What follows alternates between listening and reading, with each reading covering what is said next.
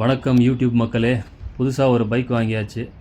நாமளும் இனி ஒரு பைக் ரைடராக மாறி யூடியூப்பில் ரைடர்களுக்கெல்லாம் டஃப் கொடுக்கலாம்னு ஒரு உன்னத எண்ணத்தோடு ஆரம்பித்தாச்சு. ஆனால் எப்படி வீடியோ எடுக்கணும்னு தெரியாது, இன்னும் ஒழுங்காக பிடிபடலை, கற்றுப்போம். அப்படியே நம்ம வில்லேஜ் ரோடை பார்த்துக்கிட்டு கண்டினியூ பண்ணுவோம். ரைடர்னு சொல்லிட்டு எந்த பைக்கை வாங்கி வச்சுருக்கியாடான்னு கேட்காதீங்க. இதுதான் நமக்கு கிடைச்சிது. இதுக்கு ஒரு நல்ல பேராக வச்சு இதுக்கு பேரை யோசித்து வச்சுருக்கேன், மார்ஸ் ரைடர். பூமியிலலாம் இதுக்கு மேலே ஓட்டுறதுக்கு இடம் இல்லை. ஸோ டைரெக்டாக மார்ஸ் தான் இதுக்கு மேலே டார்கெட்.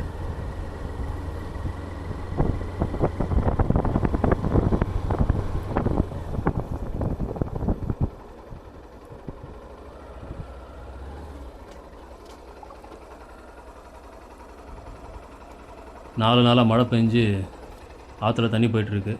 ஊரே பசுமையாக மாறிடுச்சு. வாங்க அதை கொஞ்சம் எட்டி பார்த்துட்டு போவோம். மஞ்சள் ஆறு ஓடிட்டுருக்கு. ஊரே நல்லா பசுமையாக மாறி போச்சு. மே மாதம் வந்தால் காஞ்சி போயிருக்கோம். இப்போ ஏதோ தேனி மாவட்டத்தில் இருக்கிற மாதிரி இருக்குது. அப்படியே போய் அந்த பக்கம் பார்ப்போம்.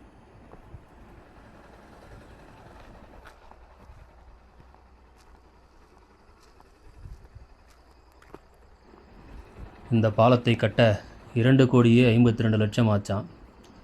எந்த ஆட்சி காலத்தில் கட்டினதுன்னு தெரில. நமக்கு தேவையில்லாத விஷயமோ, சரி விடுங்க. நல்லா பரவலாக தாங்க ஓடிட்டுருக்கு. அப்படியே ஓடிட்டே கண்டினியூ பண்ணுவோம். இந்த பிரிட்ஜை விட்டு இறங்கி நம்ம போகிற ரோட்டை பார்த்திங்கன்னா, இதெல்லாம் ஒரு காலத்தில் காணாறு.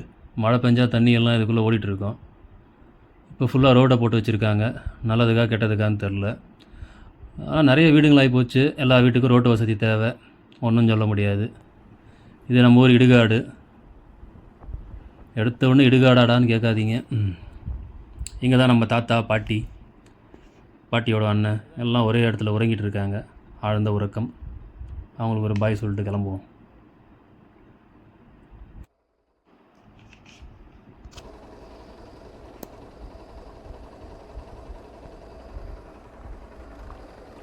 சரி, விஷயத்துக்கு வருவோம். இந்த வண்டியை ஏன் வாங்கினான்னா, ஹோண்டா SP 160 நல்ல ரிலையபிளான என்ஜின்னு, 160 cc, 13 horsepower சொச்சம், ஒரு 14 to 15 Nm டார்க்கு. நம்ம இந்தியன் ரோட் கண்டிஷனுக்கு பெஸ்ட்டான பைக்கு. நம்ம ஒன்றும் அப்படியே 120 பிச்சுட்டு போக போகிறதில்ல. என்னுடைய என்ன சொல்கிறது, ரைடிங் ஸ்பீடே பார்த்தீங்கன்னா ஒரு 70 to 80 தான். அதுக்கு இது போதுமானது. நல்லா ரிஃபைண்டான என்ஜின், நல்ல மைலேஜ் வேறு. மீட்டர் போர்டில் 56 கிலோமீட்டர் காட்டுது. நம்ம ஒரு 50-52னா கூட வெரி ஹாப்பி. இங்கே தான் ஆறு வளைஞ்சி போகுது. ஹோண்டா யூனிகானோட என்ஜினே தான் இது. வேறு எதுவும் ஸ்பெஷலான வண்டியெல்லாம் ஒன்றும் கிடையாது. SP 160ன்னு கொஞ்சம் காஸ்மெட்டிக் சேஞ்சஸ் தான் கொஞ்சம் பண்ணியிருக்காங்க. மற்றபடி உள்ளே இருக்கிறதெல்லாம் யூனிகானோட என்ஜின் தான். ஸோ யூனிகான் ரொம்ப ரிலையபிள்னு எல்லாருக்கும் தெரியும். அதை வச்சு வாங்கியாச்சு. என்ன இதில் ஒரு கொரோனா 17 inch வீல் கொடுத்துருக்காங்க. அதுதான் கொஞ்சம் மேடு பள்ளத்தில் ஏறும்போது அவ்வளோ ஸ்டேபிளாக இருக்காது. யூனிகானில் 18 inch வீல் இருக்கும். அது அப்படியே ரோடு டு மண் டு ரோடு எப்படி போனாலும் ஒன்றும் தெரியாது. இது கொஞ்சம் ஷேக் பண்ணி விட்டுரும். கொஞ்சம் உஷாராக தான் ஓட்டணும். அப்படியே இந்த வழியாக போனோம்னா மெயின் ரோடுக்கு போயிடலாம். நம்ம ஓட்டுற ஓட்டுக்கு இந்த வண்டி போதும். அவன் போகிறத ஸ்பீடுங்களே பார்த்தீங்கன்னா 40 கிலோமீட்டர் 50 கிலோமீட்டர் ஸ்பீடு தான். ஸோ நமக்கு ஏற்ற வண்டி தான் இது. மெயினாக என்ஜினில் எந்த ஸ்ட்ரெயினும் தெரில. அப்படி ஸ்மூத்தாக ஓடிட்டுருக்கு. நின்றுட்டு இருக்கும்போது திடீர்னு வண்டி ஆனில் இருக்கா ஆஃபில் இருக்கானே தெரியாது. அந்தளவுக்கு ஸ்மூத். அது ஒரே காரணம்தான்.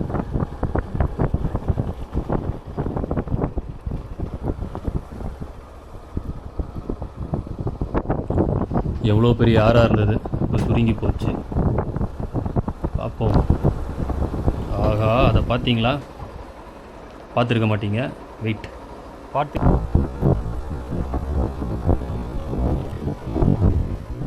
அதை நல்ல ஒரு தடித்த கருநாகம். அது நம்மளை பார்த்து பயந்து போயிட்டுருக்கோம். போவோம். இன்னும் இந்த பைக் ரைடிங்க்கான ஆக்சசரிஸ் எல்லாம் வாங்கலை. ஒரு DJI Action 2 கேமரா வச்சுருக்கேன். 3 வருஷத்துக்கு முன்னாடி வாங்கினது. அதை யூஸ் பண்ணாமல் சும்மா வச்சுட்டு இருந்தேன். அதை வச்சு தான் ஓட்டிகிட்ருக்கேன். இன்னும் அதுக்கான ஹெல்மெட் மவுண்ட்டு, மைக்கு அதெல்லாம் வாங்க வேண்டியது இருக்குது. அது வாங்குகிற வரைக்கும் கொஞ்சம் வீடியோ எடுத்து அமெச்சூர் வீடியோவாக எடுப்போம். அதை பார்த்து உங்கள் கமெண்ட்டுகளை தெரிவிக்கவும். ஒரு வழியாக மெயின் ரோடு வந்தாச்சு.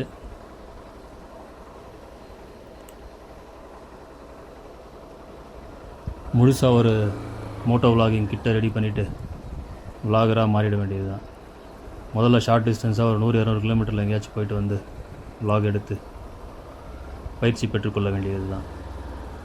முதல்ல மோட்டோ இந்த கியரெல்லாம் வாங்கணும். க்ளவுஸு, ரைடிங் கியர் அதெல்லாம் இப்போவே கையில் பார்த்தீங்கன்னா கவனிச்சிட்டிங்கன்னா தெரியும், அடிபட்டுருக்கு. நாய்க்கும் எனக்கும் ஒரு சின்ன சண்டையாகி கிராஷ் கார்டு, ஹேண்டில் பார் எல்லாம் கொனையாக இருக்குது. அதெல்லாம் வேறு ரெடி பண்ணணும். அதெல்லாம் ரெடி பண்ணிவிட்டு செட்டப்பை ரெடி பண்ணிவிட்டு ரைடிங் வாழ்க்கையை தொடங்கலாம்னு இருக்கேன். எண்டு கோலெல்லாம் லடாக்கெல்லாம் இருக்குது. முதல்ல ஆரம்பிப்போம், எப்படி போகுதுன்னு பார்ப்போம்.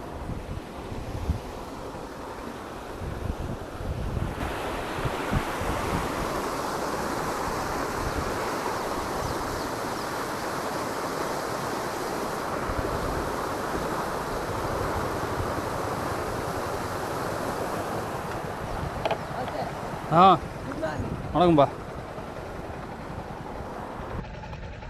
இத்துடன் vlog-ஐ முடித்துக்கொண்டு மார்ஸ் ரைடர் கிளம்பிவிட்டார். பாய்.